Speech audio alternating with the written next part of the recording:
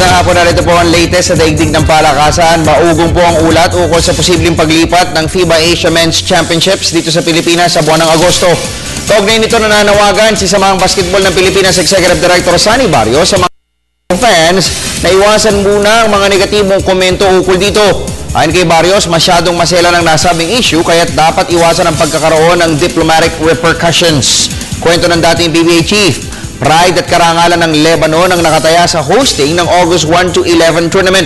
Sa ngayon ay pinag-aaralan na di umano ng mga organizers na alisin sa Lebanon ang pagiging host ng torneo dahil sa tensyong bumabalot sa nasabing bansa. Masindi rin ang hiling ng mga bansang Iran at Jordan na alisin sa Lebanon at ibigay sa Pilipinas ang hosting ng FIBA Asia Tournament na magsisilbing qualifying para sa 2014 World Basketball Championship sa Spain. Dahil dito optimistiko si Barrios na bago matapos ang buwang kasalukuyan ay makakapagdesisyon na si FIBA Asia Secretary General Hagop Kajirian kung aalisin po sa Lebanon at i-award sa Pilipinas ang hosting ng importanteng torneo.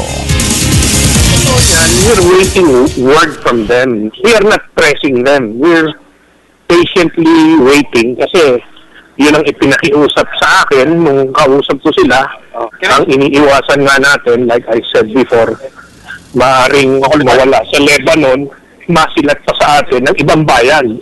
At yung sinasabing, kalimutan mo na yan, Sunny, wala na kayo.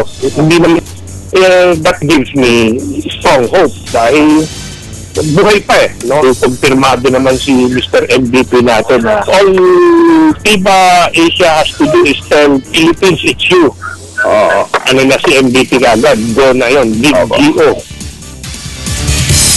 Magsisimula na pong umusok mamayang alas 6:45 ng gabi ang PBA Philippine Cup Finals action sa pagitan ng defending champion Talk 'N Text Roban Texters at Rainer Sian Elasto Painters sa Araneta Coliseum. Bagamat may slight edge sa odds ang Texters, aminado si Coach Norman Black na hindi ang Rainer Sian ang uri ng kalaban na maaari silang mag-relax. Hindi niya tulad sa UAAP na kanyang dinomina bilang coach na nakalipas sa 5 taon, hindi garantya ang panalo sa Game 1. Gate pa ni Black, mahirap kumurap katapat ng Elasto Painters dahil parang mas inspired pa ang mga ito sa underdog status.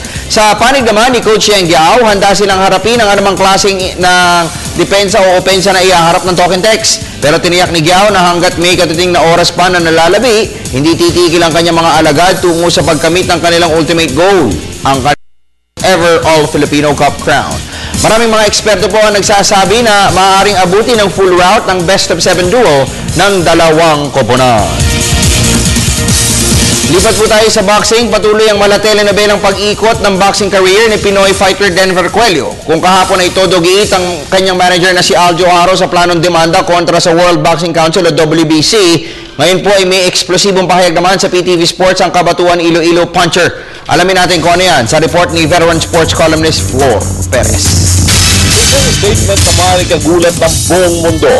Inamin ni top Pinoy minimum weight contender Denver The Excitement Cuello na inalok siya ni WBC President Don Jose Sulaiman ng $100,000 na step-aside fee para hayaan sinulit crown Chinese WBC 105-pound champion Zhong Xiaozong na magsasagawa muna ng voluntary title defense. Sa tingin ko lang kasi natanod ko yung laban niya ng live. Talagang kaya kong gawin. Dahil na lahat ng mga nakakalaban ko ano ko lang season layo sa lahat ng nakalaban ko. Hindi ko naman sabi na mahina. Siyempre hindi rin na nagbibigay ng kumpiyansa para kay Cuello. Si Cuello ay naunang tumanggap ng halagang $25,000 mula sa WBC upang pumayag siya na magbangga sina Zhong at Mexican Javier Resendiz para sa bakanteng korono ng WBC minimum weight division. Pumayag umano si Cuello noon dahil nangako ang WBC na siya na ang ihihilera bilang next challenger sa tatayong winner ng Zhong Resendiz title bout. Pero sa halip na si Cuello ang itapat sa first title defense ng Chinese champion, si Juan Fernandez ng Mexico di umano ang napipisil ng World Boxing Body. Dahil dito, nagbantang Team Cuello na itutuloy nila ang kaso laban sa WBC. Sila nakakontratahan na yung sa atin eh. Pero sabi ko, huwag na tayo pumayag yan. Nasa 100,000 step-aside na yan. Parang pinagpalit ko na rin yung parangalan ko eh. Kapera eh. Parang ganun ibig sabihin nun kasi nakatermas na sa kontrata sa atin eh. Tapos may chatwera ulit tayo. tagal na natin doon nantay 2 taon na. Or nantay natin, sabi ko kay ikabihin po sa mga yan. Hindi natin yung pera. Isipan yung pera. Kaya makalaban tayo ng world title.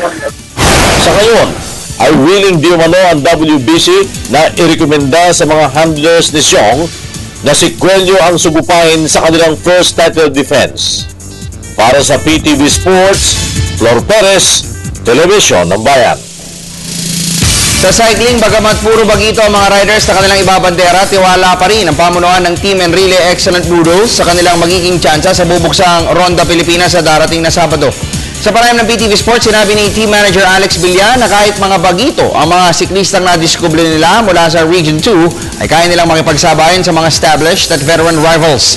Pamumunuan ni legendary rider at back-to-back champion Carlo Gieb ang Team Enrile Excellent Noodles bilang head coach. Si Gary Neres ang dating skipper ng team kasama sina Julius Diaz, Jonathan Paras, Larry Barnachea, Michael Fernandez at ang promising rider na si Ryan Tugawin. Sa ngayon ay on the way to Zamboanga na ang mga bike at kagamitan ng tropa na may suporta ni Cagayan Congressman Jack Enrile. Malaki ang tiwala ni Villan na kapag ang ronda sa susunod na buwan ay tiyak na magiging sentro ng usapan at paghanga ang kanilang koponan. Alam mo naman sayang, no? Merong mga veteran, merong tumatanda, may magre-retire. Siyempre, meron din naman batang sisibol na mga malalakas. Isa na yan sa mga inaasahan natin na sasali dyan sa Team Enrile. Sa tingin ko, maganda ang laban ng mga bata dahil under din sa coach nila na si Carlo Gieb, mukhang maganda ang kanilang laban ngayon. Binibigyan natin sila ng opportunity, no, to excel and to have their own names, no? And it's more of break na nila yan this year. Ako kasi naniniwala naman ako sa talent ng mga bata at siguro with the proper guidance, baka sakasakali sana magkaroon tayo ng magandang placing. Of course, no pressure, no? Pero what I'm expecting is fully motivated yung mga bata. And of course, with the excitement ang nakikita nila dyan, syempre, yung experience na magiging nila, well, pag nasa tour na, lalabas na talaga dyan yung, sana lumabas na talaga dyan yung galing nila. May mga rookie na nagsa-champion at may mga yung mga best young riders, sana may makuha sa atin. At yan po ang latest na harapa sa mga balita sa daigdig ng palakasan. Marami po kaming inihanda sa inyo sa PTV Sports. Mamayang alisin ko ng hapon. Ako po ang inyong lingkod, Snow Badwa.